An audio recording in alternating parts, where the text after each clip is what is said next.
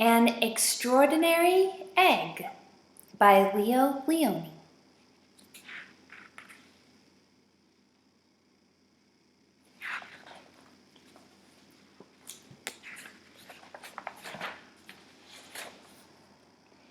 An extraordinary egg.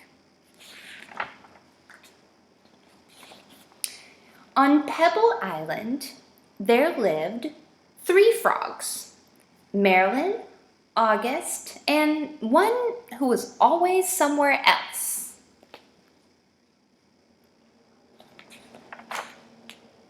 That one's name was Jessica. Jessica was full of wonder. She would go on long walks way to the other side of Pebble Island and return at the end of the day shouting, "Look what I found!"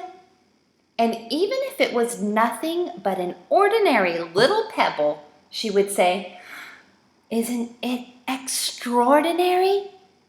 But Marilyn and August were never impressed.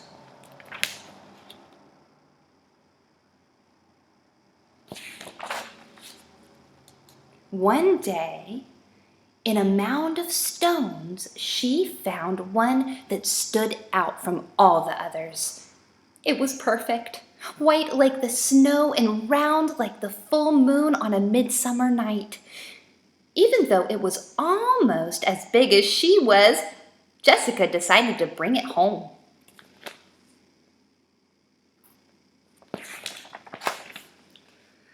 I wonder what Marilyn and August will say when they see this, she thought as she rolled the beautiful stone to the small inlet where the 3 of them lived.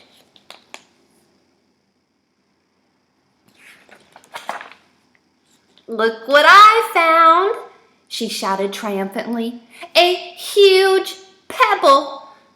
This time Marilyn and August were truly astonished. "That is not a pebble," said Marilyn, who knew everything about everything. "It's an egg, a chicken egg." "A chicken egg?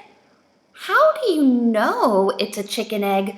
asked Jessica, who had never even heard of chickens. Marilyn smiled. "There are just some things you know."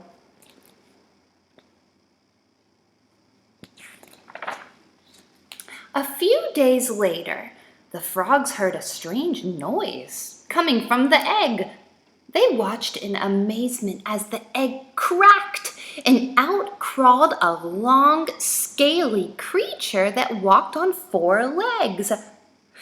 "See," exclaimed Marilyn, "I was right. It is a chicken." "A chicken?" they all shouted. The chicken took a deep breath, grunted, gave each of the astonished frogs a look, and said in a small, raspy voice, "Where is the water?" "Straight ahead," the frogs cried out excitedly.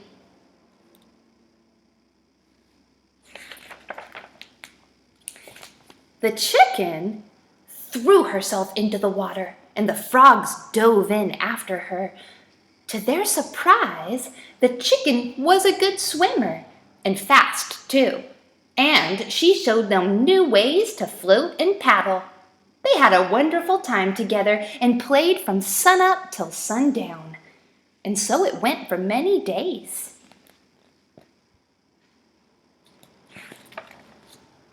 Then one day, when Jessica was somewhere else, August and Marilyn saw a commotion in the water below them. Someone was in trouble. Quickly, the chicken dove into the dark pool. August and Marilyn were frightened.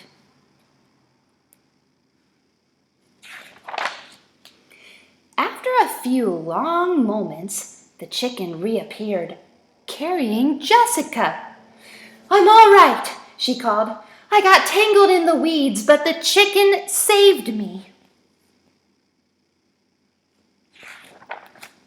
From that day on, Jessica and her rescuer were inseparable friends. Wherever Jessica went, the chicken went too. They traveled all over the island. They went to Jessica's secret thinking place.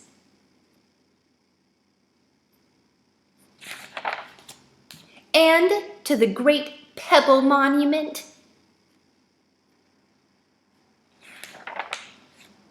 One day, they went to a place where Jessica had never been before. A red and blue bird flew down from a tree. "Oh, there you are!" it exclaimed when it saw the chicken. "Your mother has been looking all over for you. Come, I'll take you to her."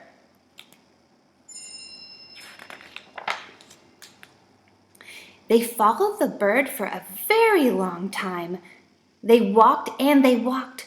They walked under the warm sun and the cool moon, and then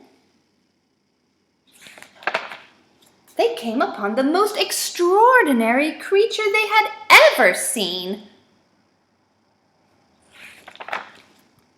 It was asleep, but when it heard the little chicken shout, "Mother," it slowly opened one eye, smiling an enormous smile, and in a voice as gentle as the whispering grass said, "Come here, my sweet little alligator." And the little chicken climbed happily onto his mother's nose. "Now it's time for me to go," said Jessica. "I'll miss you very much, little chicken.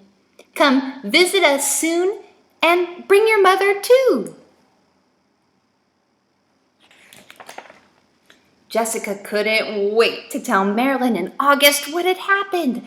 As she neared the inlet, she shouted, "Guess what I found?" And she told them all about it. "And do you know what the mother chicken said to her baby?" Jessica asked. "She called her my sweet little alligator." "Alligator," said Marilyn. "What a silly thing to say." And the three frogs couldn't stop laughing.